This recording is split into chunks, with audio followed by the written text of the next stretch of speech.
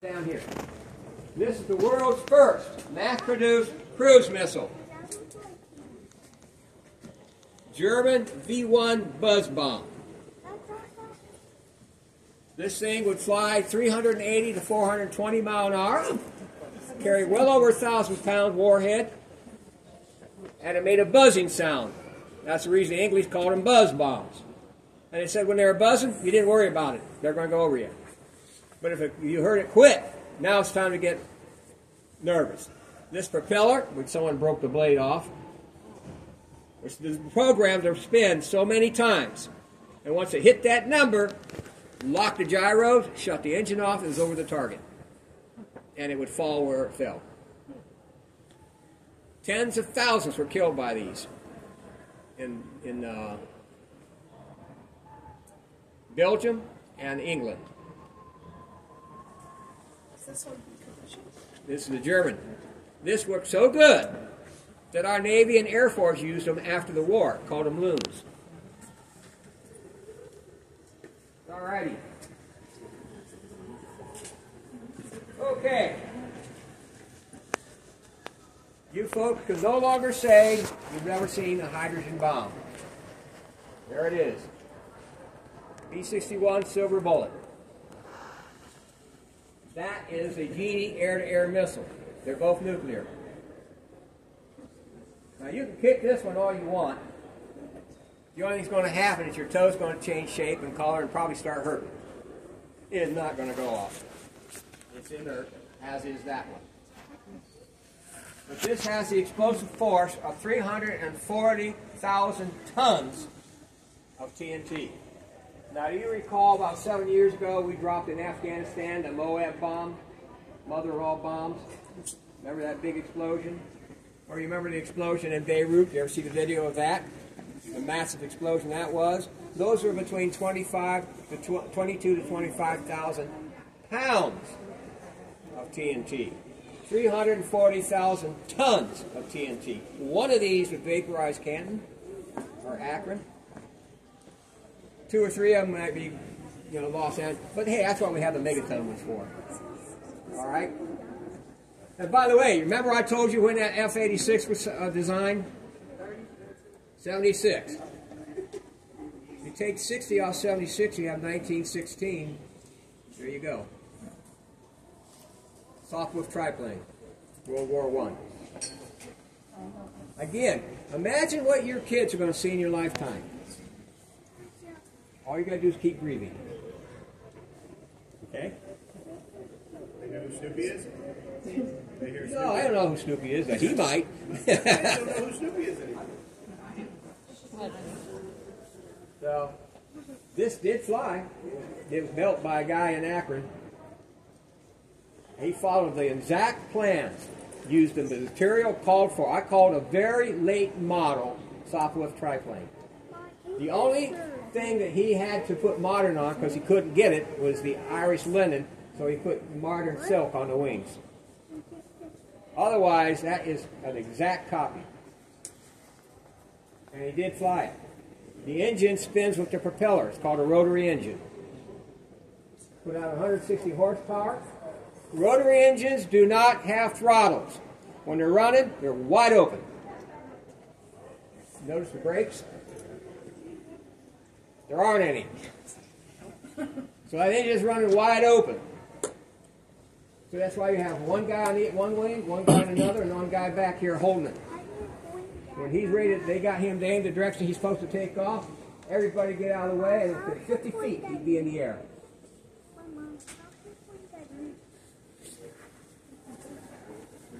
This is called a Genie air-to-air missile. It had 1.1 kiloton explosive force. The idea is called the 18-second suicide weapon. You fired that, you had 18 seconds to get out of the explosion. The idea is you launch this in the middle of a Russian bomber formation, and the explosion would take out most, if not all, the bombers. Okay? We had these where I was stationed at Niagara Falls. We had a squadron of Bomark missiles, that's 20 or more. They were all nuclear armed. The Army had their Nike sights, they're nuclear. I had so many nukes around me, it's wonder I don't glow.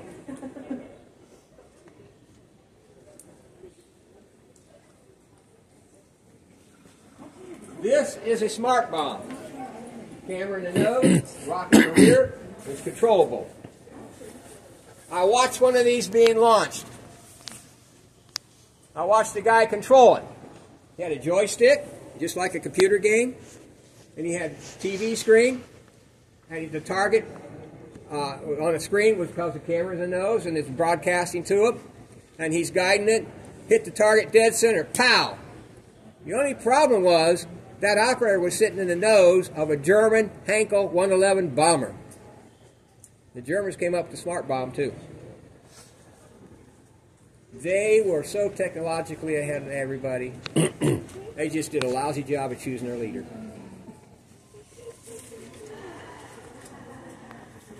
Cluster bombs, you're not supposed to be using them, but they're being used. Listen, when you start a war, do you plan on losing it? No. Right? You start a fight, you plan on losing? No. So who cares what people say is legal or not legal? Who cares what the International Court says? They said, I don't care. Take a hike. I'm going to win. And I'm going to be telling you what's right or wrong. So they're being used. Right now.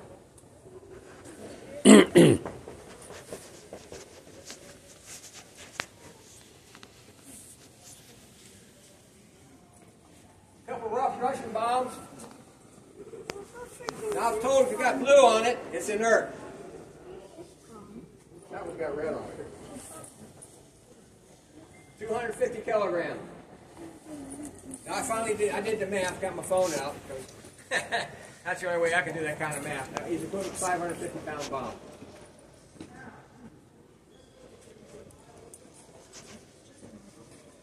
This is the A4 simulator.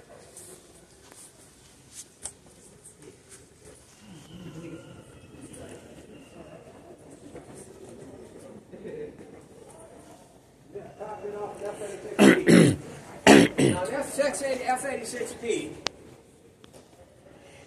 is the interceptor version of the F-86 fighter. No guns, all rockets. And many of these pilots were told, if you expended all your rockets and the Russian bombers were still coming, don't come home. What are they being told to do? Fly into them. Suicide. Still have one more weapon. Now it doesn't sound as gross as it doesn't. It's not as grim as it sounds. He's sitting on an ejection seat. So just before the planes hit, he ejects. Now hopefully he's not over the North Pacific or the North Atlantic, because that didn't work out so pretty good for the passengers on the Titanic. Okay? But, you young folks, you have your drills because some knucklehead with a gun decides to do things he shouldn't be doing. I had our drills we called duck and cover. And the alarm would go off, and we'd all climb under our desks or get in the hallways and do this. Because we were doing drills against nuclear attack. The height of the Cold War. I was in Akron, your age, sitting in a convertible, my mom, next to the Akron Beacon Journal building. The air raid siren went off.